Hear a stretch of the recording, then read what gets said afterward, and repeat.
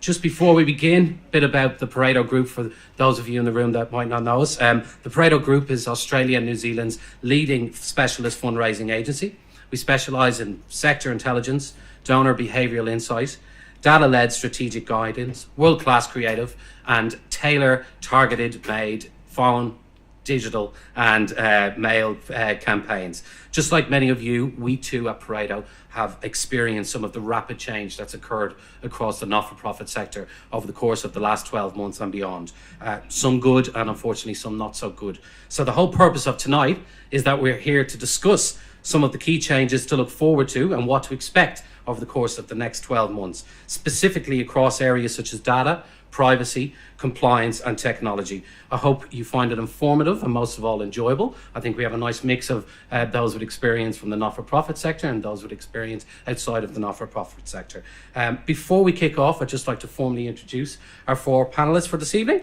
Jeremy Fenton. Jeremy specialises in compliance, unsolicited communications and consumer safeguards, all of which, as we know, are ever more important in an increasingly regulated environment. Nigel Harris is CEO of the Matter Foundation, a not-for-profit lecturer at AICD and a former chair of the FIA. Few people have been so intimately and actively involved in every level of the not-for-profit sector than Nigel, so welcome. Sophie Renton is a trends analyst and research team lead at McCrindle. Sophie's evidence-based approach to informing strategy has helped many not-for-profits take a longer view at strategy in the long term. And finally, James Bennett is CEO of Kaleido, one of the divisions within the IVE Group. And James' passion lies with helping brands to personalise their customer experiences. Automating marketing data is the key to staying relevant and prospering, he says. So without further ado, I think you will agree that we have quite a nice balance across our panel of expertise and experience, as I mentioned. So without further ado, I'd like to welcome Deanne Cameron, CEO of Pareto Fundraising, to kick it off tonight as our facilitator. Thank you. So nice to be the facilitator and not in the hot seat. Wouldn't trade at the moment with the questions that I've got. So how we're going to run the panel is I've got some questions that from asking people what is it important that they'd like to know a little bit more about. And then I'm going to hand over to the audience to ask the tough questions and see if we can heat up the room a little bit more. And I just want to, we're talking about Nigel's experience. I think, Nigel, you're a FIA member for 34 years. That's right. So lots of experience in the not-for-profit sector and certainly the expertise that's brought to us by other members of the panel can help us as a sector really learn and understand from different parts of what's happening in data and compliance. I'm going to start off by asking Sophie a question. So, Sophie, from your experience, and you do a lot of work with charities in both looking at their data and identifying what's happening from an organisational perspective, as well as how their customers and in the charity space, how their donors are behaving. But data being used in a personalised way, what are we seeing is the impact of the current regulations and, the best practice, particularly in that not-for-profit sector? Sure. One of the first things I would say on that is the customisation of data is a really exciting space to be in for the not-for-profit sector, and there's a lot that we can do with that to increase our impact and to increase how we're using that to get the most out of our donors and interacting with our donors. I would have one word of caution for the not-for-profit sector, just from a very big picture social perspective of just if we think about social license for a second. And there's been a lot of trust lost in big institutions recently, and positively the not-for-profit sector, it hasn't actually reached the not-for-profit sector, and it is still a very there are some large institutions within that sector, but the removal of that social license hasn't reached them. So in the customization and personalization of using data to interact with our donors and I guess measure our mediums of you want to hear about this then, and we know that Sophie likes most the animals and the puppy dog face or whatever it is, and let's use that and let's target that. I would just have a word of caution of make sure that we don't overemphasize that and increase our ask, because trust is the key thing that the not-for-profit sector has that has carried it through so many ups and downs and turmoils. And with that personalization of data, making sure that we are using that to enhance our impact, not necessarily enhancing our ask of our particular donors, because we want to keep that trust and making sure that in that we're asking, we're sticking true to our promise, and we're delivering on what we've promised. Thank you. Jeremy, would you like to add to that? Because I know current regulations and best practice is a passion of yours. Certainly a lot of study put into it, a lot of time. So would you like to add to Sophie's response? Absolutely. I might just step back just for 1 minute with your forbearance and say, first of all, this comes with a caveat. I'm not from the Privacy Commissioner. So we are regulating the unsolicited communication space. So that's a subset of the kind of big data issues that no doubt impact on the sector.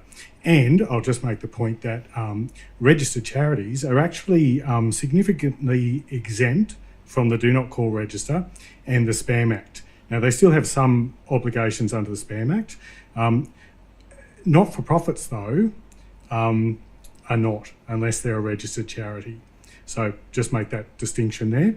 And I'll also say that all telemarketers, including not-for-profits, registered charities are captured and must adhere to the telemarketing industry standard that the ACMA has in place. So that's about your permitted calling times, call termination, and what information must be provided during a call.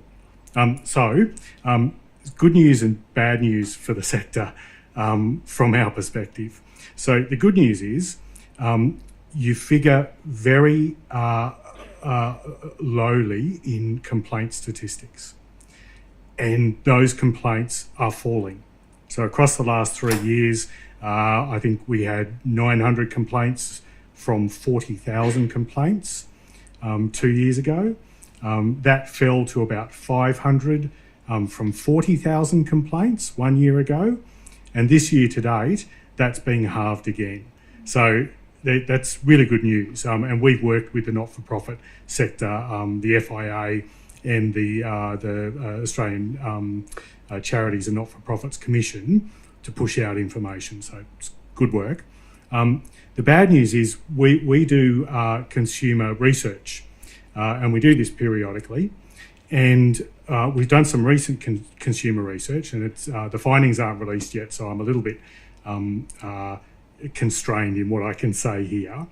But there is a very clear message being sent through this research that says that consumers are not happy with the level of contact they receive from registered charities, specifically, the frequency of calls from registered charities.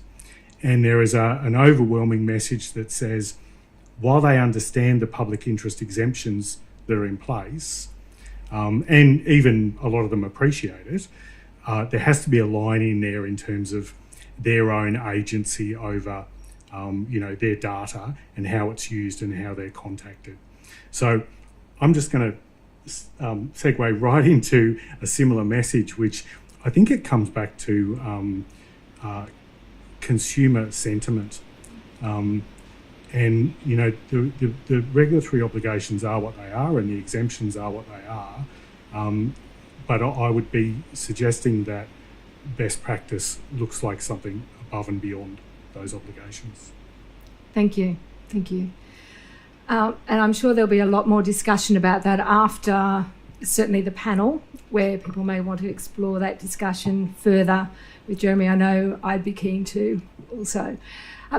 Nigel, I want to ask you, from your experience both as a lecturer, I guess, at the Australian Institute of Company Directors and your own board and experience, the knowing about data security and how you are confident of third-party providers and the data security. What impact is that having on how you're managing data and also the discussions around the board table?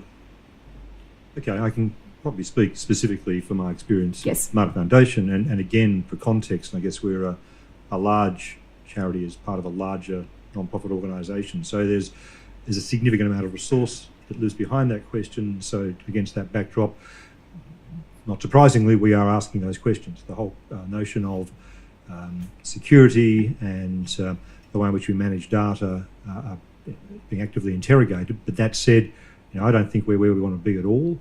I have a very good board, one that's on their toes in terms of those questions as well. We actively look for briefings on cybersecurity, on other data questions.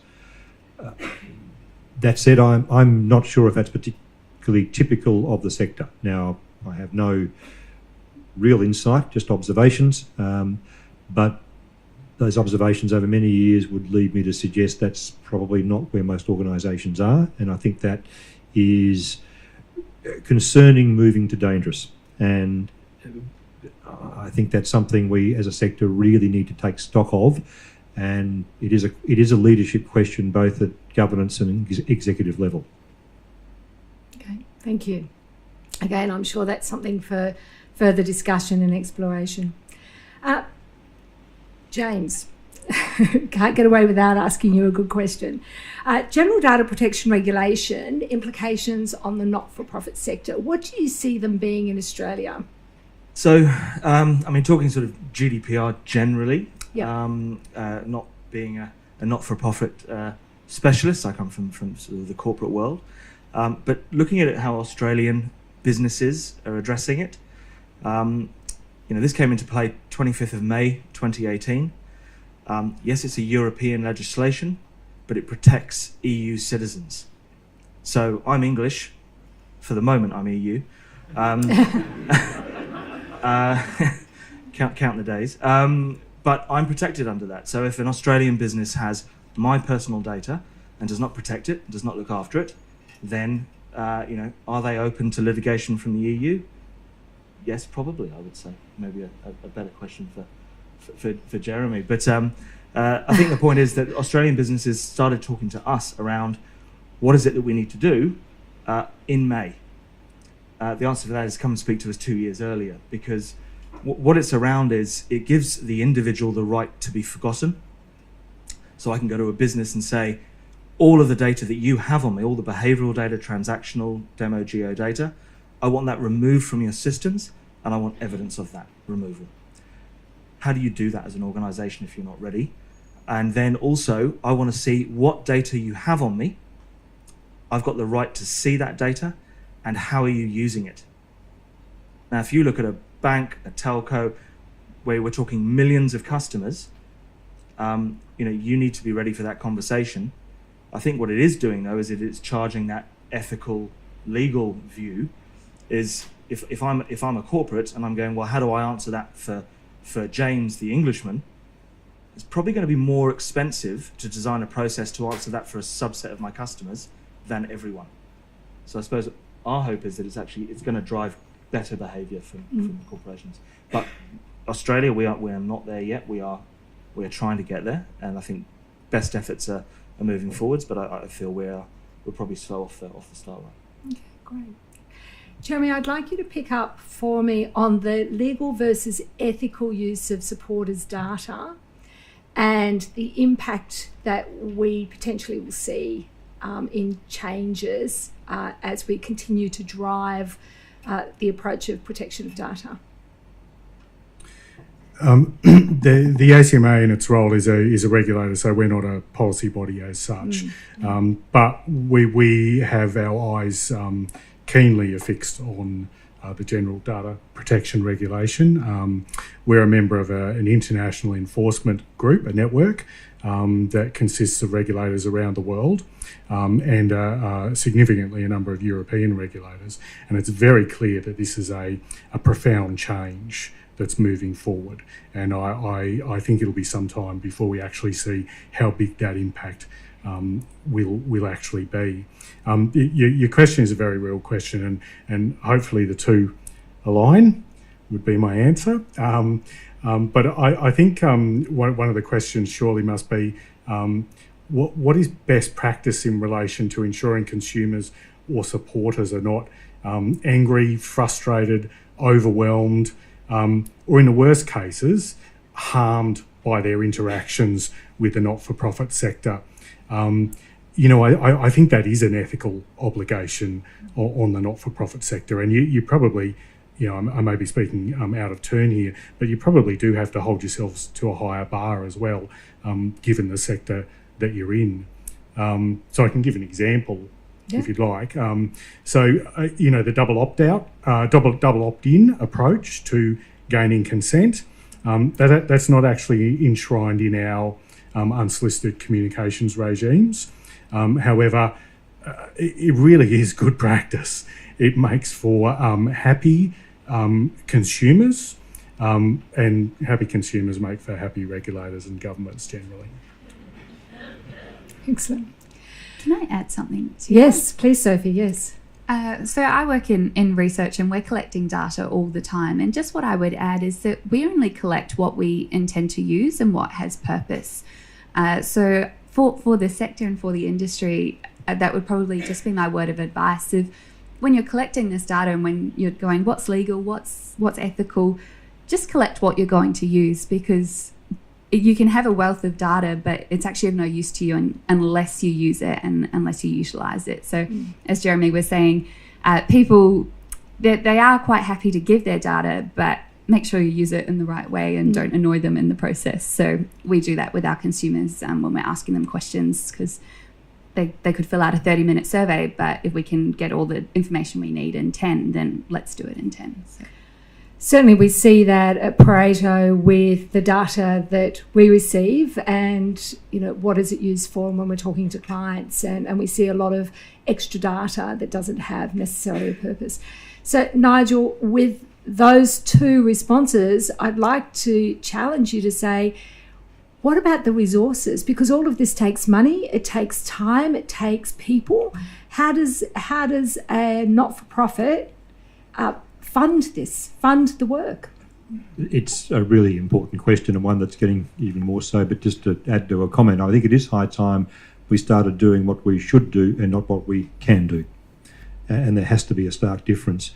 And I think that also then talks to the fact that we have spent decades measuring the wrong things in this sector. And unless we actually start measuring the things that matter and help take us to the outcomes that we need, we're going to continue to drag ourselves into this valley of death in terms of the problems that we begin to see. So this comes back to the resource question. And I think that we've got some interesting evidence, I think, floating around the marketplace. I was with someone from the ACNC yesterday, and they were talking about the 56,500 charities in market. Now, if you overlay a bit of ACNC data and look at the 83% of them have $1 million or less turnover, and all revenues, not fundraising revenues, all revenues, the Commission is predicting 64,000 by 2021. So if you think about that from a scale point of view, from a resource point of view, can organisations really afford to operate in the way they need to operate? And if we're measuring the wrong things, we're actually operating in a way of desperation and response rather than actually thinking about what it is we're trying to accomplish. We're here for social purpose. So we need to start measuring social purpose, impact and outcomes, rather than trying to measure the dollar. So at some point, and this is why I'm sort of challenging of boards and executive, we've got to get off this cost per dollar raised and all these other financial metric measurements that take us nowhere, and start thinking about how we actually measure. And that then leads to the resource question, because then we start to get longitudinal. I was telling Dale before, we would agree that we're in a business of the long term. None of that which we will do will be solved today or tomorrow. So how do we actually accumulate the resources we need to solve those problems and measure that? And I think that they are all related issues. Great. So, James, when we're looking at what is happening with data, what are some of the things that you're seeing that you think that we can learn from? Some of the experience with your clients, you've got very impressive client lists and lots of experience. knowing the challenges that the sector has. We've talked about finance, we've talked about resources, we've talked about these. What are some of the things that you think we can take away as a learning? So I think there's the question of how do you afford it. I would flip that on its head. I don't think you can afford not to do it, because us as a collective group of consumers, we are wising up to what bodies, whether it's in the NFP space, whether it's corporations, what data they are holding on us, and there is that expectation, that value exchange. I'll give you my data footprint, you serve me better. If you don't, and that's in the sales process, in the support process, and so forth, all the way through the life cycle. If you don't, in my world, I'm going to stop buying from that brand, or I may stop donating to a certain charity.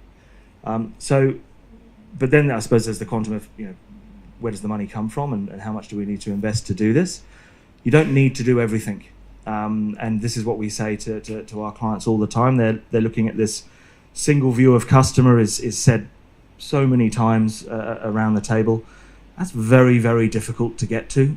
I would almost say it's a sort of a unicorn. What we're after is, I've got these data sets across my organization. If I can stitch A and B together, what can I now do? And I think that doesn't need to be an expensive process. The technology is democratized. It's a lot cheaper now. There are organizations out there where you can actually engage and just get data science as a service, rather than I need to go and employ very expensive and very hard to find resources. So I think you don't need to do it all. But if you could now start to understand, let's say if you could model behavior on giving, if you could taper it down to when is the best time to talk to this person, what is the amount I should be asking for, what's the frequency I should be contacting this person, that is going to, I would imagine, in the NFP space, have a good result. In the commercial world, it drives average order value, it drives lifetime value, so it does pay for itself. It's a self-funded exercise. Excellent response, thank you. I'm going to ask my last question to Sophie, then I'll open up to the room. Sophie, you're a sociologist and psychologist. So the question is, what do you think the biggest change is before us, and what do you believe the impact will be on the sector? It's a big question. I know. I was thinking about this today, or some of the biggest changes. There's two that I've probably seen just from our research into the not-for-profit space, and I always love looking at the donor behaviour and understanding those different generations. And one of the ones that we definitely see coming through is for the younger generation, that shift from monetary donations to advocacy. And for the longevity of the organisations that are currently here, finding ways that we can engage that emerging generation in that advocacy space whilst they don't have any money, because they're trying to establish themselves in Sydney, they're staying in study longer, there's a lot of life factors, and there's a lot of uncertainty about the future of Australia, that they aren't feeling as wealthy as they've felt in the past. So the monetary donation might not come in so strong, but one day they will make money, and you want to have that relationship there to have that younger generation. So my first would be just that shift in from a monetary gift to an advocacy space.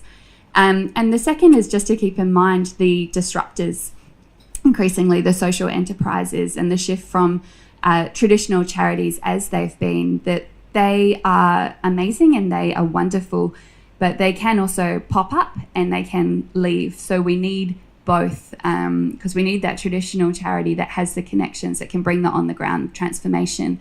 But maybe it's even looking at those collaborations. And that's what the end user is looking for. They just want to see impact. The public are very pragmatic. They don't really mind how it happens. They don't mind who it goes through, and they don't mind how many people work together to make it happen. They just want to see the greatest impact for their dollar. So, and I may just endorse the collaboration point that Sophie made. I think this is an area that, again, I've watched for years. We talk about competition. We seem to think that we compete with each other in this sector. I can't be plainer. I don't believe that's true at all. There are certainly fixed resources. So there is an expectation from a supporter market that we should connect and collaborate, and we need to get that act together. So there's a real clarion call about how we turn to each other and work together, whether it be through collaborations, mergers, acquisitions, whatever it might take. Those stats we trotted out before should tell a story, and I think that has to be changed. We innovate before it's forced upon us. Okay, any other comments on that? No? Okay, open to the tough questions now. They were the easy ones, I think. Let's see if we've got some tough questions out there. We've got a roaming mic. So who would like to start with a question?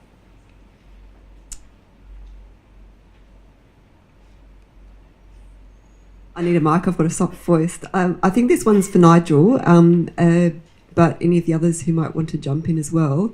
I find from the charity sector side that we often have data teams who don't have a lot of time available to do this kind of stuff. So we want to get there. We want to be able to have a lot more insight into the communications that we send out and be more cognizant of that supporter experience. But if the data team don't have that time, or if they don't potentially have that capability, then where might that leave smaller charities who almost certainly don't have that time or capability, and where does that lead us in the future?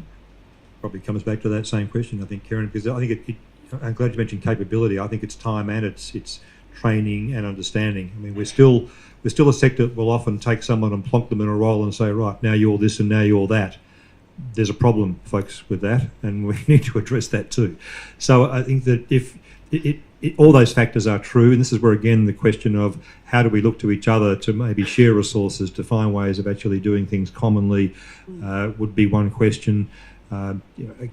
We may well be facing the situation, I'd argue that we are facing the situation where, suggesting everything is about scale, but there are many questions we have to think about what shared capacity and scale we might need to address certain issues. I think we can no longer afford just to pass off small as being okay in every case.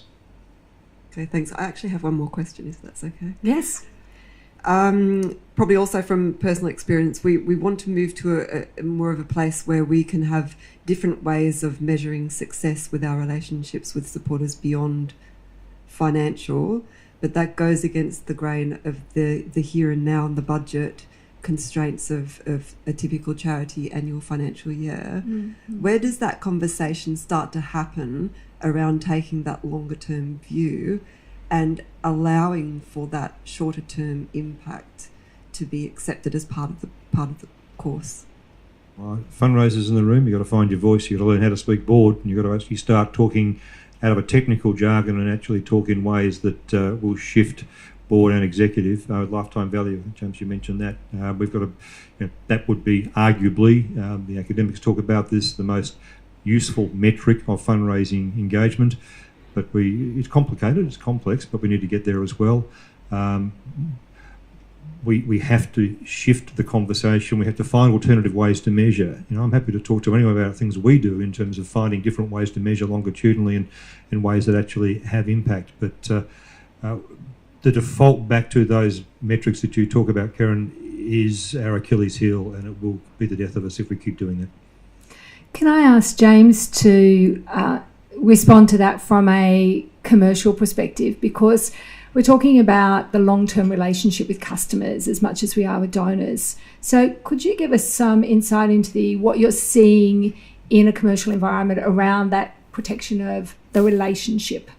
Yeah, sure. So, I mean, definitely in the corporate world, it is about the month-end figure and the quarterly figure and the annual figure, and that doesn't go away.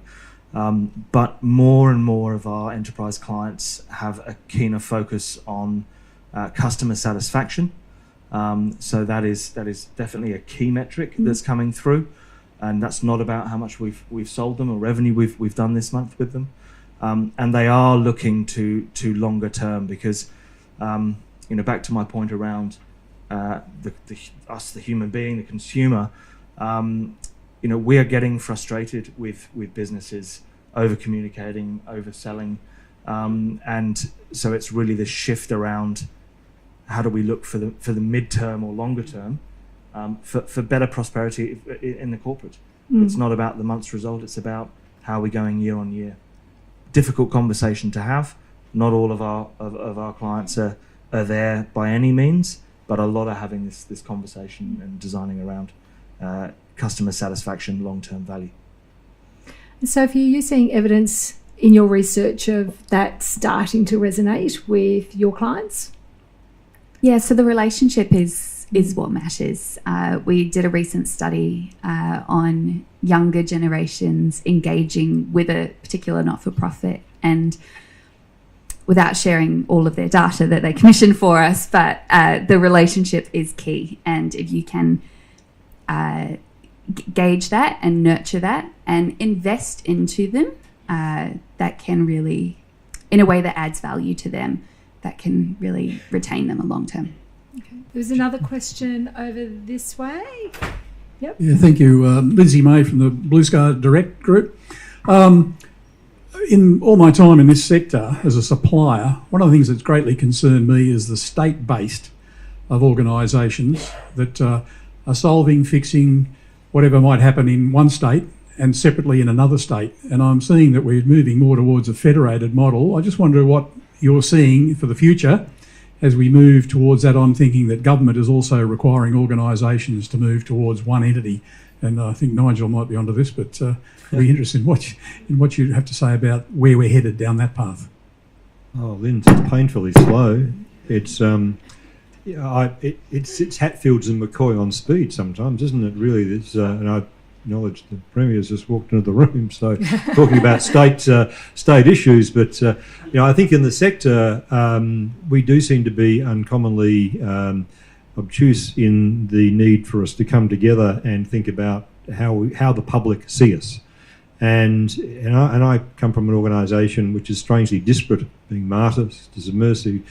Great idea 200 years ago to go and spread foundations of mercies across the world, but we're all kind of unconnected now and just finding our way to each other. So it's another version of that theme. So I think there is a real challenge that is in front of organisations to find their way. And there are many good examples around the place as well in different cuts and dices. So all of that is not necessarily a bleak view, but I think that we can't afford to indulge the idea that we're protecting a patch and we're somehow different, and what happens in some other state is in some way not the way we do things here. So we've got to mature very quickly. I can also just add very quickly to the prior comment, there's some interesting research that came out about saying thank you from Adrian Sargent, Jen Sheng and Harriet Day at the beginning of last week. And as if we ever needed to be reminded the importance of saying thank you, that research reminds us that it is really important to say thank you. So not just asking, but saying thank you a lot to our supporters. So there's lots of great research on that too. Any other questions? Yes, we have another question. Go, Viv.